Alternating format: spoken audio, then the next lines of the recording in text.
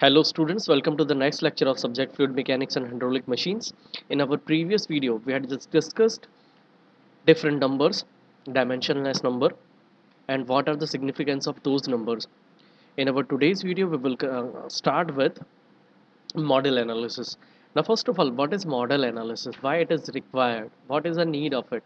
So you know that uh, for making anything, ठीक है, कुछ भी बनाने के लिए हमें क्या रहता है कि भाई अगर for doing experiments it becomes very costly to us, right, to do experiment on a full size structure और मशीन्स. सो हम क्या करते हैं, we are reducing the scale of it, उसका छोटा सा मॉडल बना देते हैं. ठीक है, प्रोटोटाइप की जगह उसका छोटा सा मॉडल यूज़ करते हैं and it gives the same result as of prototype.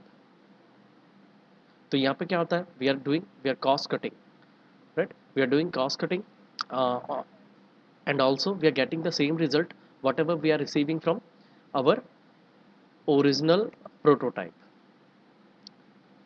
So let us continue with it. Engineers are always engaged in designing of the hydraulic structures such as dams, spillways, etc., or hydraulic machines such as turbine pumps, etc. Actually, they want to find out in advance how the actual structure or machine would behave when it actually constructed. For this purpose, what they are doing, they need to do experiments, but those experiments cannot be carried out on a full size structure or machines. Then it is necessary to construct a small scale replica of the structure or machines and tests are performed on it. Now let us understand what is prototype. So it is our actual structure or machines, right, हमारा जो original और actual structure है उसको हम क्या कहेंगे, prototype कहेंगे. And model, तो हम क्या करते हैं, स्मॉल स्केल जो हमारा प्रोटोटाइप है उसकी स्मॉल स्केल रेप्लिका तैयार करते हैं. ठीक है, उसी जैसा हूबहू क्लोन जैसा, ठीक है, लेकिन साइज में छोटा. ठीक है, तैयार करते हैं so that we can perform our experiment in wind tunnel. ठीक है, तो इसके लिए हम क्या कहते हैं, ऐसे जो ये जो हम डिज़ाइन करते हैं उसे कहते हैं model. So the model is a small scale replica of actual structure or machine. We must note that it is not necessary that model should be smaller than prototype, though in most of cases it is. They may be larger than prototype. देखिए बड़ा भी हो सकता है, ऐसा नहीं है कि मतलब छोटे ही. ठीक है, next, model analysis. Model analysis, the study of models of actual structure or machines, is called model analysis. It is something, or we can say that okay, it is an experimental method of finding out the solutions for complex flow problems. Now what are the advantages of model analysis? क्या क्या advantages है, तो देखिए, the performance of the hydraulic structure or machine can be easily predicted in advance from its model. ठीक है, future में जो outcome आने वाले हैं वो हम आसानी से छोटे से मॉडल बना के आराम से उसके रिजल्ट को आइडेंटिफाई कर पाएंगे, जस्टिफाई कर लेंगे. Model tests are economical and convenient because of the design, construction and operation of the model can be easily varied in number of times if required, till all the defects of the models are eliminated and efficient and suitable design obtained. अब देखिए फ़ायदा क्या रहता है, एक तो size होती है छोटी. ठीक है, अब छोटी साइड का बना रहा है मतलब हमारा जो इन्वेस्टमेंट रहता है बहुत कम रहता है. इस इन्वेस्टमेंट में हम नंबर ऑफ एक्सपेरिमेंट करके जो छोटे छोटे डिफेक्ट्स रह जाते हैं वो भी डिक्टेट कर लेते हैं और आराम से उनको रिमूव करके एलिमिनेट करके बेटर और एफिशिएंट डिज़ाइन बना लेते हैं. ठीक है, however model test results can be utilize only if a complete similarity exist between the model and its prototype. देखिए ये सारे रिजल्ट हम तभी यूटिलाइज कर पाएंगे जब हमारा मॉडल और प्रोटोटाइप दोनों में जो सिमिलरिटीज़ है, दैट मीन्स अपनी जो काइनेमेटिक सिमिलरिटी होगी, ठीक है, हमारा डायनामिक सिमिलरिटीज़ हो गया, ज्योमेट्रिकल सिमिलरिटीज़ हो गया, तो वो अगर सेम है तो हमें बेटर रिजल्ट मिलेंगे. हमारा नेक्स्ट टॉपिक है सिमिलिट्यूड, और जिसे हम कहेंगे types of similarity. Now what is similitude? Similitude is defined as the similarity between the model and its prototype in every aspect, which means that the model and prototype have the similar properties or model and prototype are completely similar. उसे हम क्या कह देंगे, similitude.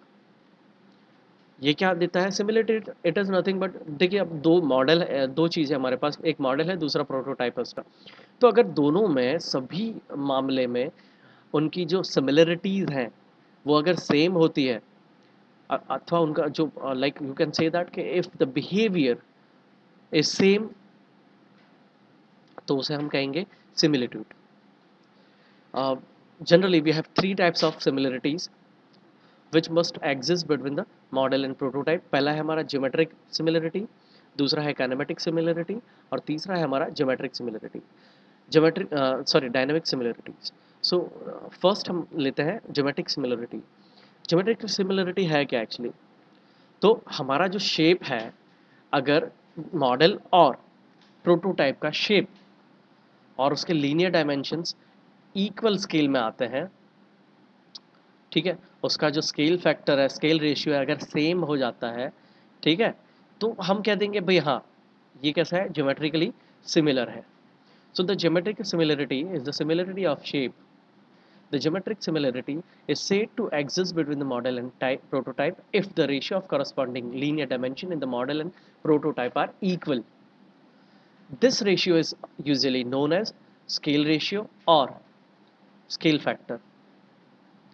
Therefore, geometrically similar objects are similar in their shapes but differ in size as shown in figure. So देखिए दो हम बताते हैं, दो अलग अलग सिलेंडर रखा है और एक रेक्टेंगल रखा है, ठीक है, आपके सामने, दोनों में ज्योमेट्रिकल सिमिलरिटी है, ठीक है, इनका शेप एक जैसा है लेकिन डायमेंशंस उसके स्केल रेशियो में है, अलग अलग डायमेंशन रेशियोज में है, ठीक है। सो इस चीज को हम कहेंगे geometric similarities. Now for geometric similarities the scale factor और स्केल रेशियो किस तरह से लेना है कि भाई L R is equals to L P divided by L M. L P that means model का जो डायमेंशन है, लेंथ है, वो divided by length of model. Prototype, sorry, it is ratio of length of prototype divided by length of model, or you can say that height of prototype divided by height of model, or you can say that breadth of prototype divided by breadth of model. Next हम बात करेंगे kinematic similarities. Kinematic similarities that means, kinematic की हम जब भी बात करते हैं, हम बात करते हैं मोशन के बारे में, है ना। So if the motion is same, उसका जो मोशन सेम है, motion that means motion between the model and your prototype is same, then we can say that there is kinematic similarity. This kind of kinematic similarity exists between model and prototype when the ratio of velocity and acceleration at corresponding points in the model and prototype are same. So since the velocity and acceleration are vector quantity, it should be same in magnitude as well as in direction. So a well-known examples of kinematic similarity is planetarium. Planetarium, so हमारा जो planet है वो सब ले सकते हैं, ठीक है। देखिए हम एक कार का लिया है हमने, इसमें जो काइनेमेटिक सिमिलरिटीज बता रहे हैं, देखिए दोनों में वेलोसिटी रेशियो की बात करें अपन, ठीक है, एक्सेलरेशन के रेशियो की बात करें, तो वो कैसा है, सेम है।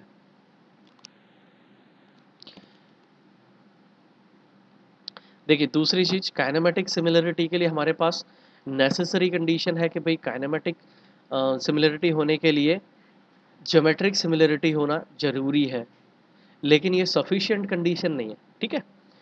तीसरा कंडीशन आता है हमारे पास डायनेमिक सिमिलरिटी का। Now dynamic similarity that means if the force is on model and prototype are same, अगर फोर्स जो है सब सेम है, ठीक है, बिटवीन मॉडल एंड प्रोटोटाइप, तो हम क्या कहेंगे, वो भी डायनेमिक सिमिलर है, डायनेमिकली सिमिलर है।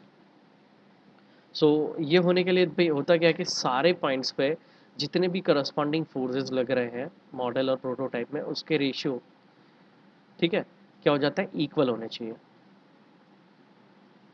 देखिए एक छोटा सा कार का मॉडल बना के बताया कि भाई इस कार में वेलोसिटी इज वेल एज हमारा जो फोर्स वगैरह है वो कैसा आ रहा है, सेम आ रहा है, ठीक है।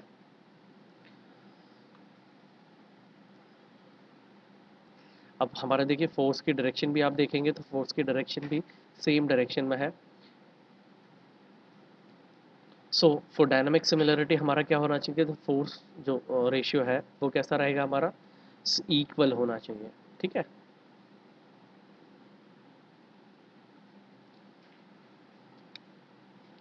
अब देखिए इसमें both geometric as well as kinematic similarity are prerequisites for dynamic similarity. अगर डायनामिक सिमिलर है तो उसके लिए हमारे पास दोनों कंडीशंस फुलफिल होनी चाहिए। कैसा होना चाहिए, geometrically as well as kinematically similar होना चाहिए। अब हम देखेंगे मॉडल लॉज। तो मॉडल लॉज क्यों ज़रूरत पड़ती है कि भाई अगर किसी मॉडल और प्रोटोटाइप को चेक करना है, ठीक है, कि वो भी कंप्लीटली इक्वल है या नहीं है, तो वहाँ हमें ये मॉडल लॉज की ज़रूरत पड़ती है। So for dynamic similarity between model and prototype, the dimensionless numbers should be same for the model and prototype. But it is difficult to satisfy the condition that all the dimensionless numbers are same for model and prototype. Hence, the models are designed on the basis of the ratio of forces which is dominating the phenomena. हमने last time भी बात की थी कि भाई हमने जब भी एनालिसिस करना है तो हमारा जो डोमिनेटिंग फोर्स है, ठीक है, हम हमेशा उसको ही इम्पोर्टेंस दे रहे हैं, प्राइमरी इम्पोर्टेंस हम उसको ही देते हैं। तो पॉइंट ऑफ कंसर्न हमारा जो डोमिनेटिंग फोर्स है वही रहेगा। सो statement of this law is the law on which the models are designed for dynamic similarity are called model laws or similarity laws. These laws are, देखिए हमने 5 numbers पढ़े थे तो उन 5 नंबर्स के हिसाब से 5 लॉ बना दिए गए हैं। एक है रेनॉल्ड्स मॉडल लॉ, दूसरा है फ्रॉड मॉडल लॉ, तीसरा है यूलर मॉडल लॉ, चौथा है हमारे पास वेबर मॉडल लॉ और फिफ्थ है हमारे पास Mach model law. Reynolds model law की बात करें तो रेनॉल्ड्स नंबर में हमने देखा था कि भी हमारा जो फिस्कस फोर्स है वो कैसा था, वो डोमिनेट कर रहा था सबसे, ठीक है, सबसे ज़्यादा वही पिक्चर में आ रहा था। ठीक है, तो यहाँ पे हमें अगर सिमिलरिटी चाहिए तो रेनॉल्ड्स मॉडल में क्या रहेगा कि दोनों के रेनॉल्ड्स नंबर मतलब मॉडल और एज वेल एज प्रोटोटाइप के जो रेनॉल्ड्स नंबर है वो कैसे इक्वल होने चाहिए। ठीक है, सो देखिए कैसे यहाँ पे आपको बताया गया कि कैसे करना है with an example. So this ratio, it is your relative ratio, right? So rho of r, v of r, l of r divided by mu of r is equal to क्या हो जाना चाहिए, 1 हो जाना चाहिए। एप्लीकेशन देख लेते हैं। So application of this Reynolds model law कहाँ कहाँ अप्लाई कर सकते हैं। So when the flow is incompressible in a close pipe. दूसरा, resistance experience by submarines, aeroplanes, fully immersed bodies etcetera. और फ्लो थ्रू वेंचुरीमीटर की बात करेंगे, ओरिफिस मीटर की बात करेंगे, तब हमें रेनॉल्ड्स नंबर, मतलब ये सारे केसेस ऐसे हैं जिसमें हमें विस्कस फोर्स जो है ज़्यादा इफेक्टिव होता है। नेक्स्ट है हमारा fraud model law. Fraud model law हमने बात की थी, फ्रॉड नंबर कहाँ ज़्यादा एप्लीकेबल होता है, जब हम ग्रेविटेशनल फोर्स को बात करते हैं। ठीक है, तो हम क्या करेंगे भाई, दोनों में फ्रॉड मॉडल में हमारा क्या रहेगा कि जो फ्रॉड नंबर है model as well as prototype का सेम हो जाएगा। So we know that what is fraud model, fraud number. It is the ratio of velocity divided by square root of product of gravitational acceleration into length. ठीक है, तो हमने क्या किया, इसको दोनों prototype as well as model के लिए इक्वेट कर देना है। तो हमें कुछ इस तरह से मिल जाएगा फाइनल आंसर कि your ratio, that means ratio of velocity is equals to square root of ratio of length. Now application of Froude model law कहाँ कहाँ यूज़ करते हैं हम। तो देखिए पहली बात करें हम कि ओपन फ्लो चैनल है, स्पिलवेज है, वायर्स है, नोचेज है, वहाँ हम यूज़ करते हैं।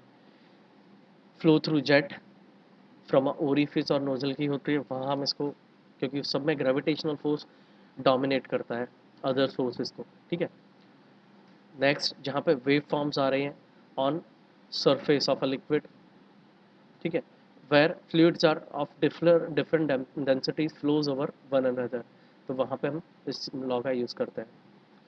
देखिए जिसका स्केल रेशियो टाइम के लिए डिफरेंट डिफरेंट उसके लिए दिया है। जो आपकी आर के वंसल्स में डिफरेंट लॉ डिराइव के स्केल रेशियोज लिए गए हैं, कुछ इस तरह से है कि scale ratio for time T R is equal to square root of L R. Acceleration के लिए बात करेंगे तो वो कैसा हो जाएगा, 1 हो जाएगा। डिस्चार्ज रेशियो की बात करेंगे तो it is ratio of length to the power 2.5। अगर फोर्स की बात करते हैं तो वो है रेशियो ऑफ लेंथ का ratio two the power 3 L R cube, right. हम प्रेशर रेशियो की बात करते हैं तो वो लेंथ के रेशियो में मिल जाता है हमें। टॉर्क, वर्क, एनर्जी, मोमेंट की बात करते हैं तो हमें क्या रखा है, लेंथ के जो रेशियो उसके पावर 4 मिल जाता है। पावर की बात करते हैं तो लेंथ के रेशियो के 3.5 पावर हो जाता है। नेक्स्ट हमारा है यूलर्स मॉडल लॉ। सो यूलर्स मॉडल लॉ कब यूज़ करते हैं, जब हमारा प्रेशर फोर्स जो है सबसे ज़्यादा डोमिनेट करता है अदर फोर्सेस को, ठीक है। हम क्या करते हैं यहाँ पे यूलर नंबर जो है, यूलर नंबर को इक्वल कर देते हैं model as well as prototype के लिए। तो कुछ इस तरह से इक्वेशन हमें मिल जाती है, ठीक है। अब एप्लीकेशन देखते हैं। एप्लीकेशन भी हम लास्ट टाइम एक्चुअली सबका एप्लीकेशन भी देख चुके हैं। सो पहली एप्लीकेशन है हमारी enclose fluid flow where the turbulence is fully developed, और विस्कस फोर्स कहाँ पे नेग्लिजिबल होता है, ठीक है।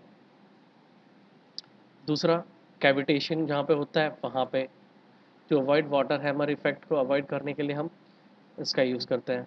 नेक्स्ट है हमारा weber model law. Weber model law के लिए हमने पता है कि सरफेस टेंशन इक्वल होनी चाहिए, है ना। वहाँ पे सरफेस टेंशन डोमिनेट करता है, जो हाईएस्ट अफेक्टिव फोर्स है, ठीक है, which affects the flow situation और which deals with the flow situation is surface tension, right. तो वहाँ पे हम वेबर मॉडल लॉ को लेके चलते हैं। वहाँ पे क्या लेंगे, model as well as prototype के लिए वेबर नंबर सेम हो जाएगा। एप्लीकेशन देख लेते हैं। So the capillary rise in a narrow passage, capillary movement of water in a soil, a thin sheet of liquid flows over a surface, and study of droplets and a very small jets के लिए हम weber number का use करते हैं। Next देखते हैं हम Mac mark model law, ठीक है, और मैक मॉडल लॉ आप जो बोलते हो। सो ये मैक जो नंबर है वो इलास्टिक फोर्स है, ठीक है। जो हमारा इलास्टिक फोर्स है वो सबसे ज़्यादा डोमिनेटिंग फोर्स रहेगा, और उसी पे हम डायनामिक सिमिलरिटी के बेस पे हम मैक नंबर मॉडल लॉ को डिज़ाइन करते हैं। क्या रहेगा कि भाई model as well as prototype के मैक नंबर क्या होने चाहिए, सेम होने चाहिए, ठीक है। फिर एप्लीकेशन देख लेते हैं। एप्लीकेशन रहेंगी हमारी एरोडायनेमिक टेस्टिंग में, वाटर हैमर की प्रॉब्लम में, types of air on air aeroplane, ठीक है, प्रोजेक्टाइल्स की बात करेंगे, सुपरसोनिक स्पीड की बात करेंगे, ठीक है, under water testing of torpedoes जो मिसाइल्स हैं उनकी बात करेंगे। तो वहाँ पे हमें मैक नंबर मॉडल लॉ को रिफ़र करना पड़ेगा। अब हम टाइप्स ऑफ मॉडल समझते हैं। There are two types of models और हाइड्रोलिक मॉडल्स। पहला है हमारा डिस्टॉर्टेड और अनडिस्टॉर्टेड मॉडल। पहले हम बात करेंगे अनडिस्टॉर्टेड मॉडल की। सो अनडिस्टॉर्टेड मॉडल में क्या रहेगा कि भाई the model which are geometrically similar to their prototype, or in other words you can say the scale ratio of linear dimensions of a model and its prototype is same, then it is known as undistorted model. तो ऐसे model को क्या भाई इनका behaviour you can easily predict the result predict from the result of undistorted model, prototype कैसा बनने वाला है, ठीक है। एडवांटेजेस देख लेते हैं भाई। एडवांटेजेस क्या है कि we can easily predict the behaviour of prototype, again as the scale ratio, so same scale ratio is taken for horizontal as well as vertical dimension, so it is the advantages। limitations देख लेते हैं। small dimensions such as height of model cannot be accurately measured as a scale ratio and same, ठीक है। अब दूसरे distorted models की बात करते हैं। So in this model the model is said to be distorted if it is not geometrically similar to its prototype. So for a distorted model, different scale ratios for the linear dimensions are adopted. Examples देखते हैं in case of rivers, reservoirs हो गए, ठीक है। So we need to take two different scales, one for the horizontal and one for the verticals. Dimensions, ठीक है। सो दस the model of river and reservoir will become a distorted. Advantages देख लेते हैं। एडवांटेजेस क्या है कि the vertical dimension of model can be measured accurately, the cost of a model can be reduced, turbulent flow in the model can be maintained. Limitations क्या है, पता है हमें कि भाई the results of distorted model can not be directly applied to it's prototype because हमारा जो geometric dimensions है वो सेम नहीं लिया था इसलिए। तो यहाँ पे हमारा ये चैप्टर भी खत्म करते हैं। Thank you for watching.